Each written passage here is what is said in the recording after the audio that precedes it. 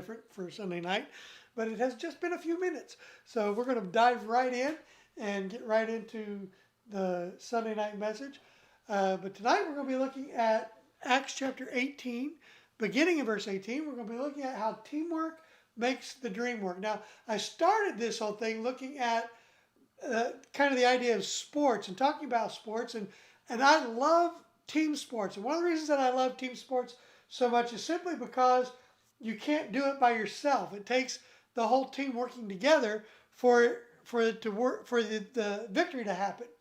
And actually, when I started cycling, I got my bike out here today because I use it as a kind of an ongoing illustration throughout the night. But when I started cycling, I started that thinking that that was an individual sport because thought it was something I didn't have to depend on anybody else for. I could do it by myself.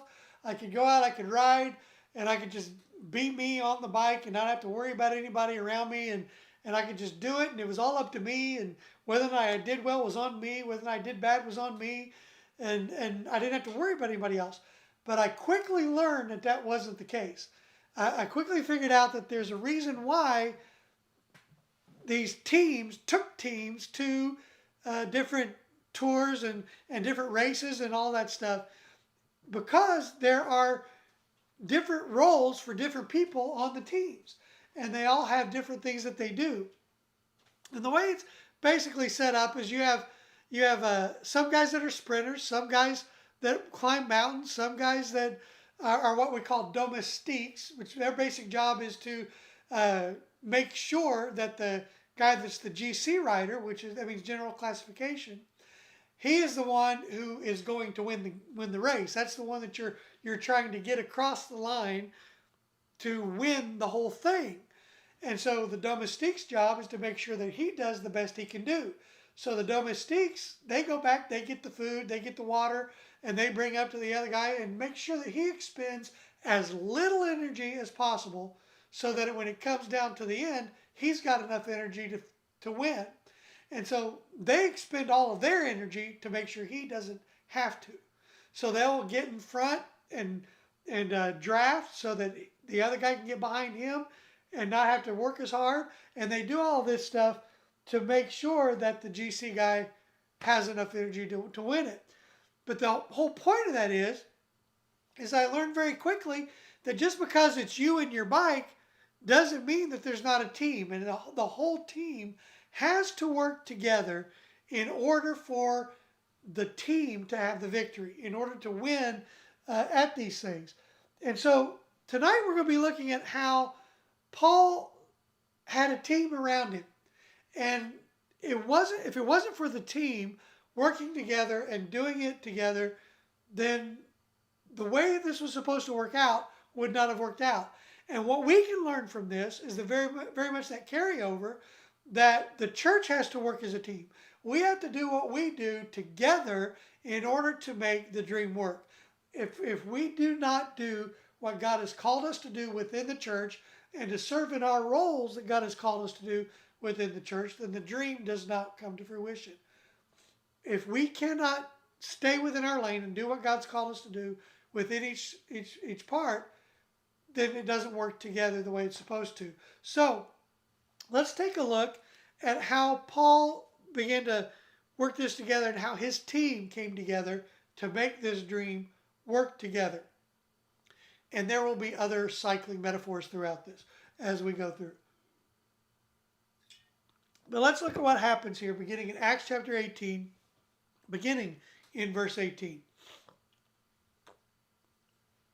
It says, after this, Paul stayed many days longer and then took leave of the brothers and set sail for Syria, and with him Priscilla and Aquila. At Cenchrea he had cut his hair, for he was under a vow. Now, before we go any farther, let me point out, this points out in verse 18 that he stayed many days longer after they tried to kick him out. Remember that? After he tried to kick him out, and after God had promised him that nobody would harm him, that he had people there, some of those people being Priscilla and Aquila, he had people there that were in Corinth that were going to protect him and going to be with him. And after he kind of basically blinded the eyes of Gallio and all that, God protected him and kept him there. And so he stayed a while longer there, all right? So just pointing that note out. All right, moving on, verse 19. And they came to Ephesus, and he left them there, but he himself went into the synagogue and reasoned with the Jews. When they asked him to stay for a longer period, he declined. But on taking leave of them, he said, I will return to you if God wills, and he set sail from Ephesus. And he had landed in Caesarea. When he landed in Caesarea, he went up and greeted the church, and then went down to Antioch. After spending some time there, he departed and went from one place to the next through the region of Galatia and Perga, strengthening all the disciples. Now a Jew named Apollos, a native of Alexandria, came to Ephesus. He was an eloquent man, competent in the scriptures. He had been instructed in the way of the Lord, and being fervent in spirit, he spoke and taught accurately the things concerning Jesus, though he knew only the baptism of John. He began to speak boldly in the synagogue, but when Priscilla and Aquila heard him, they took him aside and explained to him the way of God more accurately. And when he wished to cross to Achaia, the brothers encouraged him and wrote to the disciples to welcome him. When he arrived, he greatly helped those who, through grace, had believed. For he powerfully refuted the Jews in public, showing by the scriptures that the Christ was Jesus. All right, so let's take a look at what's going on here. And the first thing regarding this, as far as understanding the concept of teamwork, is we must, first of all, focus on our assignment. We must know what our assignment is. In the role of any team, if you have a team that's working together, everybody cannot be doing the same thing, can they? We need to know what our assignment is. So we need to understand our call and do it to the best of our ability. We need to know exactly what it is we're doing and what it is we're supposed to do. If you have a whole bunch of people trying to lead, it doesn't work. Let's switch metaphors for just a moment and put it in terms of football or basketball. If everybody is trying to be the quarterback, you don't get very far up the field, do you? If everybody's trying to be the point guard, you don't get very far up the court, do you? So you can't, it doesn't work if everybody on the team is trying to do the same thing. Same thing in regards to cycling. Not everybody can be the GC guy. Not everybody can be the guy that's trying to win the entire race. You have some people who are trying to do one thing, some people are trying to do another. Now, in cycling, every once in a while, you've got an anomaly. There are a couple riders who are just good at everything. There's one guy in cycling right now who is just a freak of nature, who is generally known as a sprinter, but he can also climb mountains, and he tends to be up high in the GC count too. So he's just a freak. His name's Peter Sagan, and he's just odd. Nobody really knows what to do with him because he's always up there in the mountain standings. He's always up there in the climbing standings, in the sprint standings, and he's always up there in the general classification standings. And nobody really knows what to do with this guy because he shouldn't be there. He needs to be one or the other. And everybody's like, pick a lane, dude, because he doesn't really need to be doing all of it. But that's a rarity. It's very rare that somebody's able to do that because usually there's one thing that you're good at and not the others, because everybody tends to pick something that they're good at and they stay in that lane. And we need to understand what it is that we're good at. In the church, not everybody is called to be the church planter.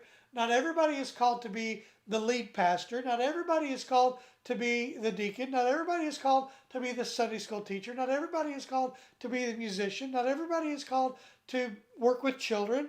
Believe me, not everybody is called to all these different roles. That's why we have all been given different gifts. So we need to understand our call and do it to the absolute best of our ability. What's happening here? Paul has been called to something. Now, he is here in Corinth, and they're wanting him to stay. But he understands there's a specific call God has given him at this point. And that call is to go back to all the churches that he has planted and to take encouragement back to them. Now, he's kind of being given this as he's going, but that's what his call is. Because why? How do we know that? Because that's what he does. Okay? Now, I want us to see how we get to that. Paul was able to stay in Corinth a little bit longer because of God's provision here, but when he was done, it was time to go. It was time to move on, and Paul understood his role as planner and encourager. Look at verses 21 to 23 again. It says, but on taking leave of them, he said, I will return to you if God wills. And he set sail from Ephesus. When he had landed at Caesarea, he went up and greeted the church and then went down to Antioch, which is where he started, right? He went down to Antioch. After spending some time there, he departed and went from one place to the next through the region of Galatia and Perga, strengthening the disciples. That's where he had been, right? So he goes back to the churches he had planted, encouraging them and strengthening them to the places he had already been. So here you've got the church planter, the model church planter, the head church planter, the guy who started it all, is going back to all the churches that he had planted and encouraging them and saying, keep it going, guys. You're doing great. And so he's going back to all of these churches. Why? Because that's his niche. That's his role. That's what God had placed him there for. But he doesn't stay in one place. I promise you, there's not one of these churches that didn't want him to stay there and be their lead pastor. That's no offense to Timothy. That's no offense to any of the other guys. But wouldn't you want Paul? I mean, let's be honest. If Paul came tomorrow and said, per year, I'm going to stay here for a bit, wouldn't you say, Brother Dwayne, we love you, but hey, it's Paul. Okay. I mean, let's be honest. I would say, okay, Paul, you're here. I'm just going to hang here and learn from you for a bit. I mean, let's just be honest. That's what they wanted, but that wasn't Paul's role, was it? Paul's place wasn't to be their ongoing pastor. Paul's role was to be the church planter who set the tone, encouraged them, and then moved on. That's what his role was from the very beginning. Remember, this is his second missionary journey.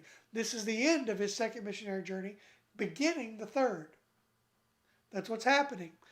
So he has already had one where he planted a bunch of churches. He's already had the second where he planted a bunch more. And he's starting his third one off by going back to the others and encouraging them.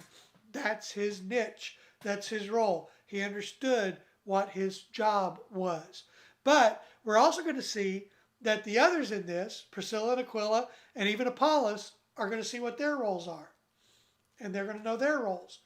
And it's the same with everybody else in the church. We need to know what our role is. But I want you to see that Paul didn't get there in a vacuum. He didn't just wake up one day and decide, well, this is what I'm going to do.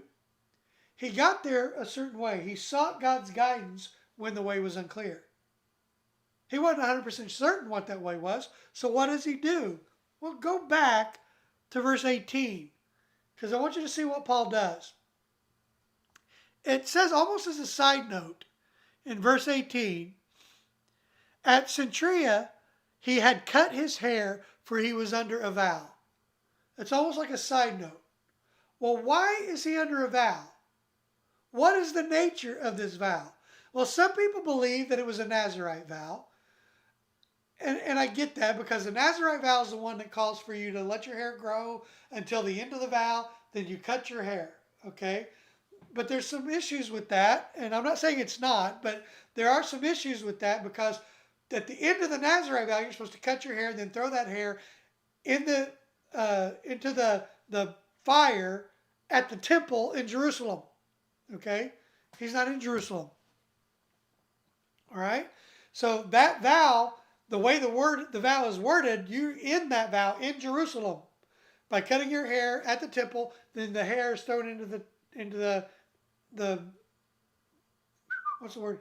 What's the word I'm looking for? The pyre, the offering fire, yeah, The word has left my head. Anyway, you throw your hair into the fire there at the altar. Okay, so anyway, he does that. That's what he's supposed to do. He's not in Jerusalem. All right? Cauldron. Cauldron. There's the word. Okay. Sorry. I'm preaching 2 sermons back to back. Give me a break. Okay. All right. So that's what he's supposed to do, but he's not in Jerusalem to do that. So there's some question about whether or not this is actually a Nazirite vow. But there aren't very many other vows that call for that. So it possibly is. And you don't know where some leniencies are in there with those vows as far as the way they work, depending on your location to the Jerusalem temple. But either way, he was making a vow.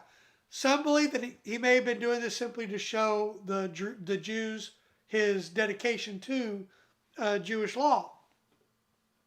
That he was showing that he was, all things to all people. So that may be part of it. That he was showing a willingness to be all things to all people. And showing his seriousness to their customs. That may be part. But I think it goes deeper. I think there are 2 things. One, I think he's showing thanks for God protecting him through at Corinth and God fulfilling his part in that. He's showing gratefulness to God for that. But I also think there's a sense here where he's seeking God's guidance and direction in this. And he's wanting God to show him, and it's kind of a thing of, okay, God, reveal to me where. And this was part of that vow there where he is seeking God's direction, seeking God's guidance. And now that God has shown him what he wants him to do, okay, then comes the hair. And just for the record, I have taken no vow. I'm just bald. Okay? But that's what I believe he was doing here. Now, how do we know that? How do we know that? I don't think I did slides for that. I did not. Okay. How do we know that? Well, in Ephesus, what does he do in Ephesus? In Ephesus, for the first time, look at what happens here. They ask him to stay in the synagogue. Now, I want that to sink in for a second. He goes into the synagogue, which is his practice. He preaches to them the gospel, which is his practice. And what do? They beg him to stay, which is not the norm. What normally happens when he goes into the synagogue and he preaches the gospel? You heretic, get out! That's what normally happens. And yet here in Ephesus, they beg him to stay. Wouldn't you think he would want to stay? Because for the first time ever, they're asking him to. For the first time ever, he's preaching to the Jews in the synagogue the gospel of Jesus Christ, and they're saying, we want to hear more. And yet, what does he say?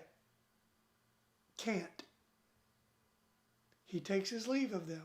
And he says, if the Lord wills, I'll come back, but I can't stay. So, he had gotten a message from God that said, this is what I want you to do. So that's how we know he had sought God's direction and God had given him a different plan. That's how we know that. All right? So, that's what he does. Now, this is what Priscilla and Aquila do. Priscilla and Aquila stay in Ephesus. They had left Corinth with Paul, but they stay in Ephesus. Their role was to stay there, to be the church of God in Ephesus, to be part of building up the way in Ephesus. That was part of their role. They were fulfilling their part. And so they understood what God had called them to do was to stay here, to build up the church there, and to remain in Ephesus. But not only were they there, but they meet a young man named Apollos. And Apollos is there. And Apollos is this neat little guy. And it says in verse 24, a Jew named Apollos, a native which is interesting. He's a Jew named after a Greek god. Catch that. Okay. He's a Jew named Apollos, a native of Alexandria, came to Ephesus, who was an eloquent man, competent in the scriptures. So here's Apollos, a Jew named after a Greek god, preaching in Ephesus, who is eloquent. He's a good speaker. So we know where his role is. His niche is going to be to preach the gospel. But not only is his niche going to be to preach the gospel, but he's competent. He's competent in the scriptures. And on top of that, it says he was instructed in the way of the Lord, and being fervent in the Spirit, he spoke and taught accurately the things concerning Jesus. So he was doing a pretty good job. He was doing a pretty good job. But he knew only the baptism of John. So he was doing a pretty good job. He was speaking pretty accurately concerning Jesus, but something was a little off. Something was a little off. And remember what we said before, 99% of the truth is 100% wrong. Remember? So we need to understand that even though he's pretty close, he's doing a pretty good job, some things had to be corrected. So Priscilla and Aquila recognized that part of their role is helping this young man get on the right track. So they see part of their role is discipling him. They see the potential. They see what this young man can do. They see what he's going to be, and they see their role is behind the scenes saying, look, you're doing a good job, but there's some things you got a little off. We want to help you. And that's exactly what they do, because look at what happens. He began to speak boldly in the synagogue, verse 26, but when Priscilla and Aquila heard him, they took him aside and explained to him the way of God more accurately. So they begin to work together. And they work together to protect the gospel. They work together to protect the gospel. That's what they're doing. We need to understand the importance of working together here. We're in the same fight. We're going toward the same goal. We're working toward the same thing. We need to understand that. And the importance of working together cannot be stressed enough here. Listen, I want you to understand this. If everybody tries to lead, no one will win. If everybody tries to lead, no one will win. We've already covered that in regards to a quarterback and a point guard. Years ago, or a couple of years ago, in the Tour de France, going back to cycling here, a couple of years ago in the Tour de France, there was a team called Movistar. And the problem was this. Movistar had 3 guys on their team who were all top GC contenders. Any one of them, if they had been on their own team, could have been vying for the win. All right? The problem was all 3 of them wanted to win. And so none of them worked together. And one of the guys took off and tried to get ahead on his own without working with the team. The other guys didn't like that, so they chased after him, and they blew the team up to where by the end of the race, the team didn't have any energy left, and they could not do anything, and the team collapsed, all because you had 3 guys trying to win. They couldn't do it. And if everybody tried to lead, nobody is going to win. And if all of them tried to be Paul, nobody was going to get it. If everybody tried to be Paul, nobody was going to get the job done. They could not do that. And so they needed to understand that they needed to work together in order to get the gospel out. In the same way, it is only by working together that we can accomplish the same goal. That is the only way this works. Let me go back to cycling for a minute. During that same time period, there's a team that since has changed their name, but they used to be called Team Sky. And for a decade, Team Sky dominated the Tour de France. They dominated cycling altogether. And every race they entered, they won. You know why? Because they understood their roles. Now, you had guys on that team that if they went out on their own or went to another team, could be GC contenders. They could have won on their own. They could have competed on their own, but they understood their role.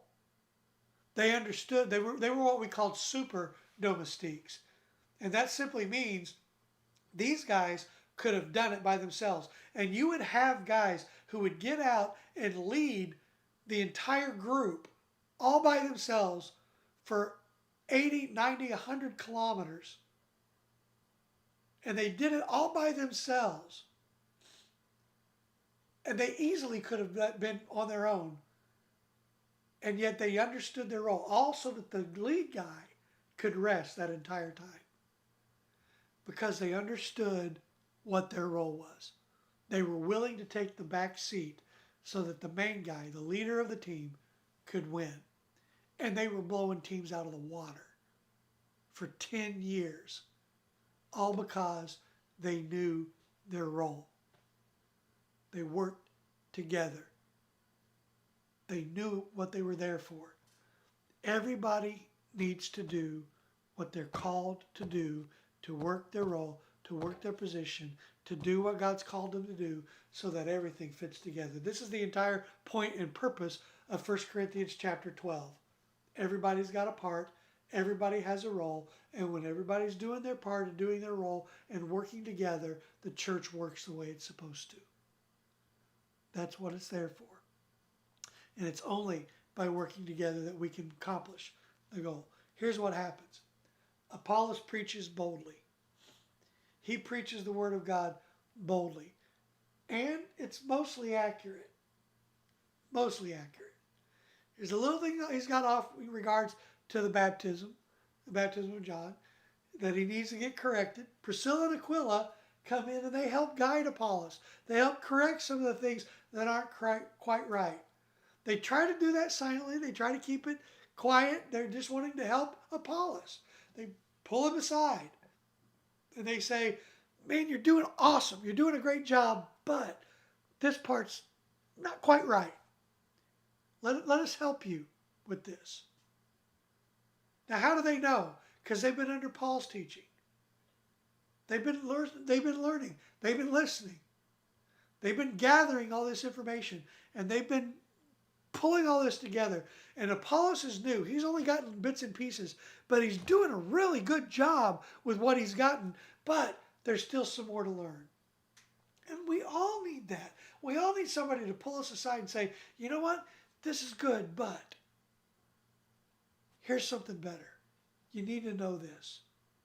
They simply correct those minor errors. And sometimes there's some big errors that need to be corrected. We need those too. But they did it quietly and they did it respectfully. Because what does Apollos do with that? I love this. Look at verse 28. Oh, well, go back to verse 27. And when he wished to cross to Achaia, the brothers encouraged him, and he wrote to the disciples to welcome him. When he arrived, he greatly helped those who through grace had believed, for he powerfully refuted the Jews in public, showing by the scriptures that the Christ was Jesus. Powerfully refuted the Jews. Here we go. Clicker's not working great. So he powerfully refutes the Jews, letting them know by Scripture. He didn't just give opinion. He showed them in Scripture that Jesus was the Christ. So all of this is them working together. And he got there because of what Priscilla and Aquila did. They got there because of what Paul did. You see how it all works? It's teamwork. Everybody working together. But here's the thing, the last thing I want us to see in this. We need to give credit where credit is due. Has anybody ever noticed that the players often get the glory, but the coach often gets the blame? Right now, my beloved Predators are stinking up the ice. They're not playing well. It's not very good. And everything I see online is fire the coach, fire the coach, fire the coach. And that may or may not be valid. I don't know. But all I know is this. They're not playing well. Coach gets the blame. That's what we're seeing. If I'm not mistaken, I'm seeing the same thing with the Wildcats right now. That's what happens when the team plays bad, the coach gets the blame. But I want to say it the other way around. When the team plays well, the coach needs to get the glory. And oftentimes that's not what happens. Oftentimes when the team plays well, the team players get the glory. And the coach needs to get that as well. We need to give credit where credit is due. Because who does the credit go to in the church? It doesn't go to Paul. It doesn't go to Apollos. It doesn't go to Priscilla and Aquila. Where does the credit go to? See, we never need to forget who gives us the gifts we use to spread the gospel. We don't have those on our own. They came from a source. And everything we have from God. Every gift we have that we use in the church came from God. And we don't need to forget that. And we never need to forget who the one is who is actually doing the saving. Because we save no one. If anybody is saved, if anybody is brought to the realization that they need Jesus Christ in their life, we didn't do it. Jesus did it. The coach did it. He's the one who gets the glory. He's the one who gets the honor. He's the one who gets the praise, not us. Why do I believe that? 1 Corinthians chapter 3, beginning of verse 1. And we're going to close with this. It's a quick one today. We're going to close with this. But I, brothers, could not address you as spiritual people, but as people of the flesh, as infants in Christ. I fed you with milk, not solid food, for you were not ready for it. And even now you are not ready.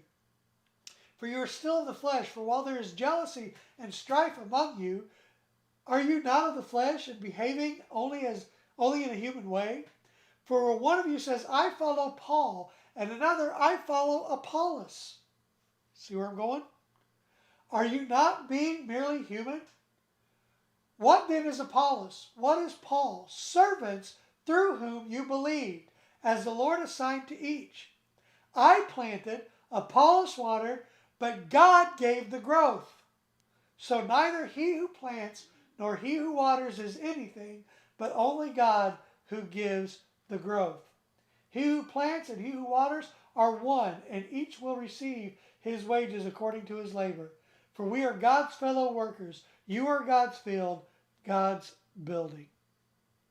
Listen, it's not about Paul. It's not about Apollos. It's not about Priscilla and Aquila, who didn't get a mention in 1 Corinthians 3, or 1:3, or 3:1. But it is about God who gives the increase. It is about God who brings people to salvation. It is about God who is the one who brings us to that place where we recognize our need. You see, we're all in the same race together. We're all in the same battle together. We're all doing the same thing together. We're all on the same team, and we're not battling or fighting against each other. We are here to do this together. And so whether or not it's Dwayne or Michael or Tony or Keith or Lisa or anybody else or Lori. Sorry, I'm just trying to think of names, and so they're not coming. But whether or not it's anybody in the church that is doing the work or bringing people to Christ, it's not us. It's Jesus. He does it. We simply do our part. We fulfill our role. We know what God's called us to. We fulfill the role God's called us to, and we do it to the absolute best of our ability, because teamwork makes the dream work. We do what God has called us to. Whatever that may be, whatever He's called us to, we do it to the best of our ability, and we let God give the increase. Thank you for watching today. Thank you for joining us. Enjoy this day. Enjoy the time with your loved ones. Enjoy the time watching the snowfall. Try to stay safe. Don't get out unless you got to. And just have a good day worshiping the Lord and enjoying time with family. Have a wonderful day. And never forget, God can use you and will use you to further His kingdom. Just be obedient to what He's called you to do.